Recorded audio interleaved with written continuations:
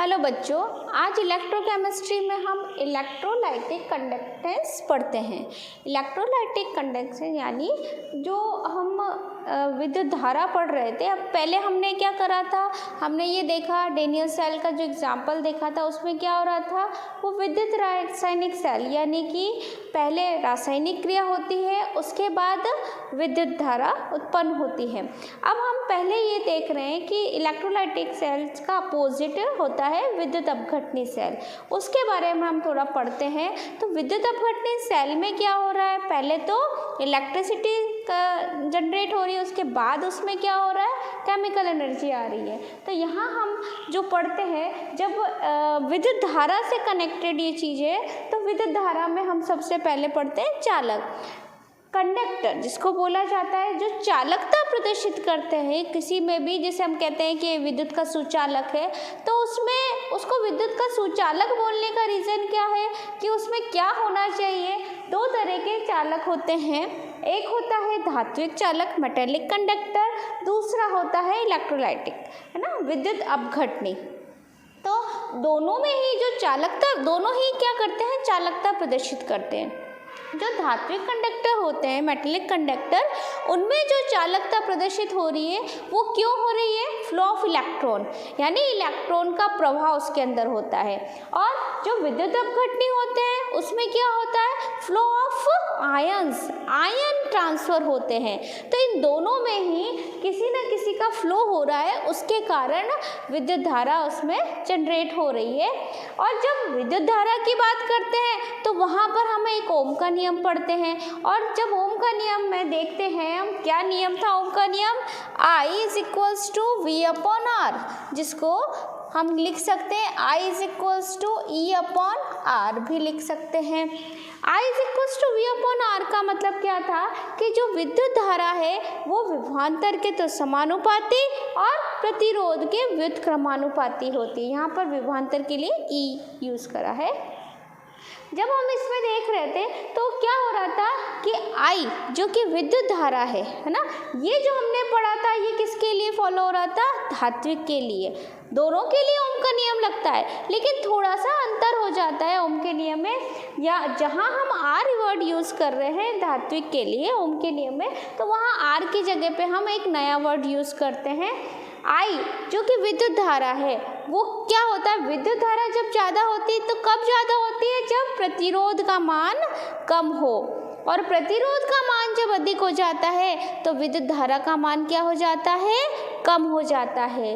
लेकिन जब हम विद्युत अपघटनी चालकता देखते हैं तो वहाँ पर तो क्या होता है, वहाँ पर जो फ्लो हो रहा है इलेक्ट्रिसिटी का वो किसके कारण हो रहा है, वो तो आयंस के कारण ही हो रहा है। और आयन से अगर कम हो गए तो वहाँ पे इलेक्ट्रिसिटी कैसे जनरेट होगी। इसलिए यहाँ पर हम प्रतिरोध का एक अपोजिट यूज़ करते हैं, यानी प्रतिरोध के व्युत्क्रम को यूज़ करते हैं। तो जब हम यहाँ पर विद्युत अपघटनी चालकता में बताएंगे तो वहाँ क्या बोलेंगे कि C इज इक्वल्स टू होता है 1 अपॉन आर। C यहाँ पर क्या है, कंडक्टेंस, है ना, C यहाँ पर क्या है, कंडक्टेंस, चालकत्व जिसको बोला जाता है वो क्या है, प्रतिरोध का व्युत्क्रम। ठीक है, क्योंकि ये हमने क्यों चेंज करा, क्योंकि यहाँ पर तो प्रतिरोध का मान कम होना चाहिए, लेकिन यहाँ पर क्या होता है, जितने ज़्यादा आयन होते हैं उतनी ज़्यादा विद्युत धारा प्रवाहित होती है। तो यहाँ पर हम क्या वर्ड यूज़ करेंगे, प्रतिरोध के व्युत्क्रम को, जिसको क्या बोला जाता है, चालकत्व, कंडक्टेंस। ठीक है, कंडक्टेंस। अब इसकी यूनिट देखते हैं। जब हमने प्रतिरोध की यूनिट देखी थी तो प्रतिरोध की यूनिट क्या थी, ओम। प्रतिरोध की यूनिट क्या थी, ओम। तो यहाँ पर 1 अपॉन ओम हो जाएगा। ठीक है, 1 अपॉन ओम, क्या लिखते हैं हम, OHM, 1 अपॉन ओम लिखते हैं, क्योंकि इसका व्युत्क्रम बोला, इसकी यूनिट ही हो गई। ओम का अपोजिट क्या होता है, महो। तो इसकी यूनिट क्या क्या हो सकती है, महो भी हो सकती है। किसकी, कंडक्टेंस की। क्या पढ़ रहे हैं हम, कंडक्टेंस। ठीक है, कंडक्टेंस जिसको क्या बोलते हैं, चालकत्व।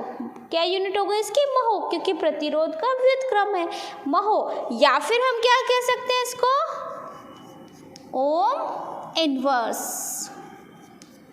ये इसकी यूनिट हो गई। एसआई यूनिट जो होती है इसकी, एसआई यूनिट क्या हो जाती है इसकी, सीमेंस। एसआई यूनिट क्या है, कौन सी यूनिट, एसआई यूनिट क्या हो जाती है इसकी, सीमेंस,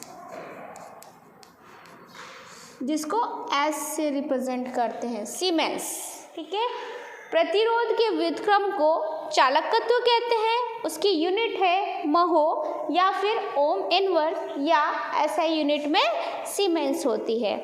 अब इसके बाद हम दूसरी और कुछ डेफिनेशन पढ़ते हैं जो हमारे आगे इसको विद्युत अपघटनी चालकता को समझने के लिए काम आती है। नेक्स्ट पढ़ते हैं हम विशिष्ट चालकत्व, स्पेसिफिक कंडक्टेंस। स्पेसिफिक कंडक्टेंस कब, ये सब हमको क्यों यूज़ करना पड़ा, क्योंकि जो हम विद्युत अपघटनी चालकता बता रहे हैं उसमें क्या होते हैं, आयंस कम ज़्यादा हो सकते हैं, जैसे कंसंट्रेशन कम भी हो सकती है, ज़्यादा भी हो सकती है। तो उसके लिए हमको केवल एक चालकत्व वर्ड यूज़ करना सफिशेंट नहीं होता, उसके लिए हमको कई और डेफिनेशन समझनी होगी, जैसे विशिष्ट चालकत्व क्या होते हैं, मूलक कंडक्टेंस क्या होते हैं, ये सब हमको समझना होगा। तो पहले हम देखते हैं विशिष्ट चालकत्व। विशिष्ट चालकत्व को समझने से पहले, जैसे हमने चालकत्व क्या पढ़ा था, चालकत्व क्या था, प्रतिरोध का व्युत्क्रम, है ना। चालकत्व क्या था, कंडक्टेंस क्या था, प्रतिरोध का व्युत्क्रम। ऐसे ही जब हम विशिष्ट चालकत्व पढ़ रहे हैं तो विशिष्ट प्रतिरोध हमको पहले पढ़ना होगा। विशिष्ट प्रतिरोध आप सब जानते ही हैं, आपने पढ़ा है कि जो प्रतिरोध होता है वो होता है L के तो समानुपाती और A के व्युत्क्रमानुपाती। ये L क्या है, जो भी आपने इलेक्ट्रोड लिया है उसकी लेंथ, ठीक है, जो भी इलेक्ट्रोड लिया है उसकी लेंथ, और जैसे अपन विद्युत अपघटनी बोल रहे हैं तो उसमें आपने रॉड जो दो डाली है, इलेक्ट्रोड्स जो लिए हैं उसकी लेंथ हो गई यहाँ पर, और A, ठीक है। यहाँ एरिया, जो एरिया क्या है उस रॉड का, जो अपन बोलते हैं क्षेत्रफल, ठीक है। जैसे आपने यहाँ लिया था, जब पहले पढ़ा था तो तार की लंबाई और तार का क्षेत्रफल, ऐसे ये आपने यहाँ पर ये पढ़ा है कि L के समानुपाती। तो जब हम यहाँ पर ये स्थिरांक एक लगाते हैं तो क्या हो जाता है, R is equals to rho L upon A। ये क्या है, एक स्थिरांक है जिसे विशिष्ट प्रतिरोध कहते हैं, रो, क्या नाम है इसका, रो, ठीक है। तो L जब हम, अगर इसको भी हम क्या ले लें, 1 सेंटीमीटर ले लें और इसको भी ले लें हम 1 सेंटीमीटर स्क्वायर, तो ये जब इकाई ले लेते हैं तब यहाँ पर R इज इक्वल्स टू क्या हो जाता है, रो हो जाता है। रो यहाँ पर क्या है, विशिष्ट प्रतिरोध, रो को क्या बोलते हैं हम, विशिष्ट प्रतिरोध। जैसे हमने प्रतिरोध पढ़ा वैसे ही क्या हो गया, विशिष्ट प्रतिरोध। और ये जो विशिष्ट प्रतिरोध है, इस विशिष्ट प्रतिरोध के व्युत्क्रम को क्या कहते हैं, विशिष्ट चालकत्व। विशिष्ट चालकत्व जिसको कप्पा से प्रदर्शित करते हैं। विशिष्ट प्रतिरोध का व्युत्क्रम, विशिष्ट चालकत्व। प्रतिरोध का व्युत्क्रम क्या था, प्रतिरोध के व्युत्क्रम को हमने क्या बोला था, प्रतिरोध का व्युत्क्रम था R, जो था ये C इज इक्वल्स टू था 1/R। ये प्रतिरोध का व्युत्क्रम था, इसको क्या बोला था, चालकत्व, ठीक है, कंडक्टेंस, कंडक्टेंस, ठीक है। अब हम जो पढ़ रहे हैं यहाँ पर विशिष्ट प्रतिरोध, रो क्या है, विशिष्ट प्रतिरोध। तो विशिष्ट प्रतिरोध का व्युत्क्रम क्या है, विशिष्ट चालकत्व।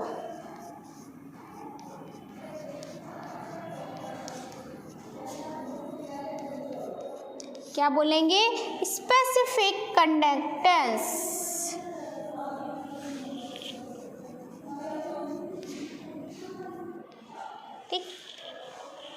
विशिष्ट चालकत्व, नोट कर लीजिए एक बार इसको, क्योंकि धीरे धीरे अब कन्फ्यूज़न होता रहेगा नहीं तो कि क्या होता है। ये जो मैंने बनाया है के साइन, इसको बोला जाता है कप्पा।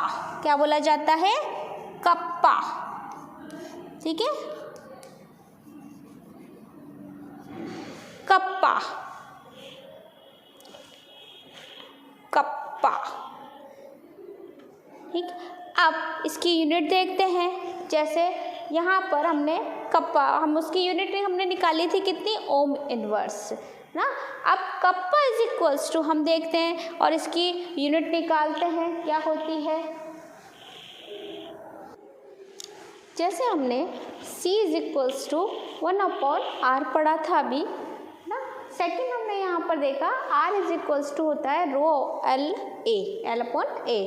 तो जब हमने बोला कि C जो है 1/r है और जो विशिष्ट चालकत्व है वो 1/ρ है, तो 1/ρ जो है तो उसको अगर हम लिखते हैं, ये जब हमने इकाई लिया था तो R इज इक्वल्स टू रो आया था।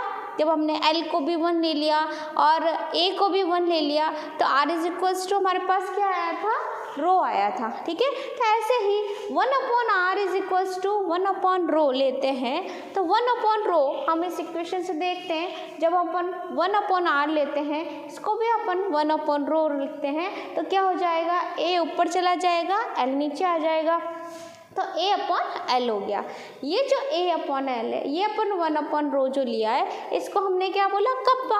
इसको हमने क्या बोला, C क्या है, कंडक्टेंस। ये क्या है, स्पेसिफिक कंडक्टेंस। और A/L जब हमको विशिष्ट चालकत्व निकालना है तो क्या हो जाएगा, अब ये वापस अपोजिट हो जाएगा, L/A। ठीक है, तो ये क्या हो गया, कप्पा विशिष्ट चालकत्व is equals to C into L/A। इसकी यूनिट निकाल दीजिए, इसी फॉर्मूले से यूनिट निकल जाएगी। क्या बनेगी इसकी यूनिट, तो विशिष्ट चालकत्व की यूनिट क्या हो गई, विशिष्ट चालकत्व इज इक्वल्स टू C की यूनिट क्या थी, 1/r बोला था हमने, यानी ओम इनवर्स ये थी। फिर L हमारा क्या था, सेंटीमीटर, और A क्या था, सेंटीमीटर स्क्वायर। ठीक, ये एक से एक क्या बच जाएगा यहाँ पर, सेंटीमीटर इनवर्स। तो क्या होगा unit, ohm inverse centimetre inverse. या फिर हमने सीमेंस, ऐसा यूनिट में हमने C की जो यूनिट थी कंडक्टेंस की यूनिट क्या देखी थी, सीमेंस।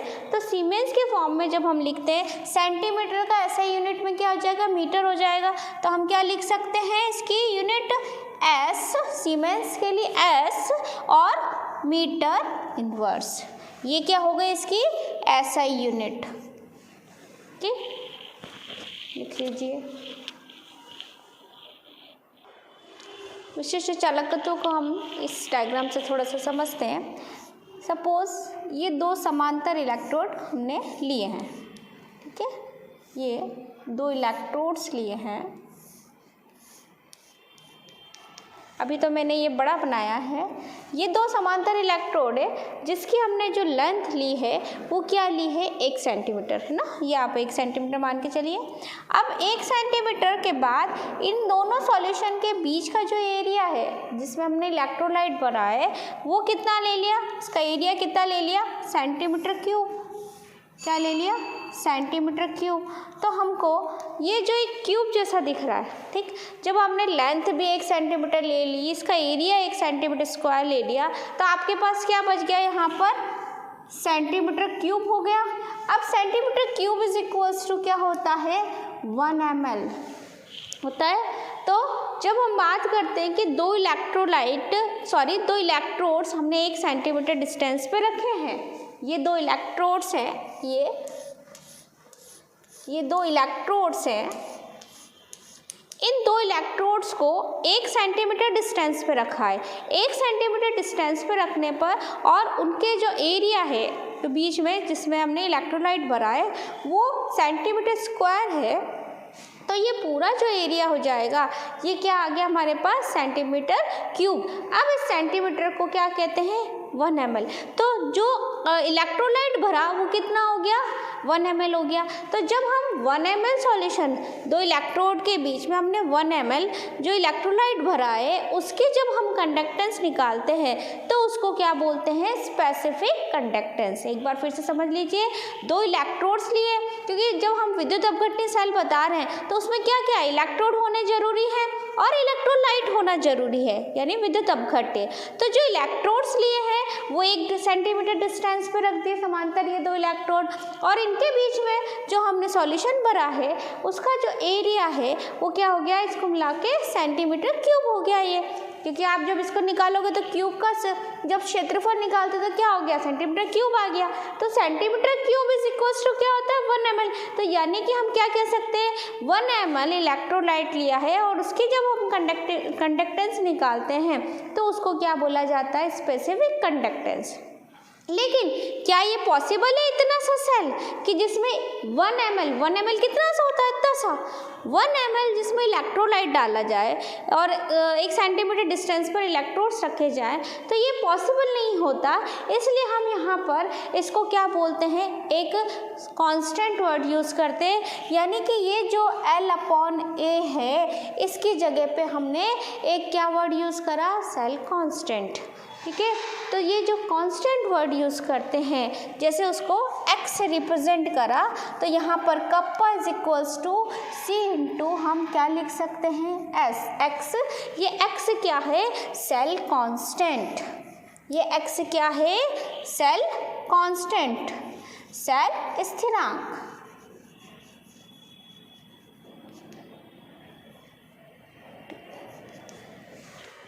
ठीक है, सेल कांस्टेंट, जिसको हम सेल स्थिरांक भी कहते हैं। ठीक है, तो यहाँ जो x आया है वो x आप क्या लिख सकते हैं, x इज इक्वल्स टू हमारे पास क्या आया है, L/A। ठीक है, क्यों यूज़ करा, क्योंकि पॉसिबल नहीं है कि 1 ml का हम इलेक्ट्रोलाइट भरे और उसकी हम कंडक्टेंस निकाल सके, तो वहाँ हम क्या यूज़ करते हैं, सेल कांस्टेंट। तो ये कप्पा इज इक्वल्स टू, देखिए क्या हो गया, विशिष्ट चालकत्व इज इक्वल्स टू चालकत्व इंटू सेल स्थिरांक। Specific conductance is equals to conductance into cell constant. ठीक है, नोट कर लीजिए इसको।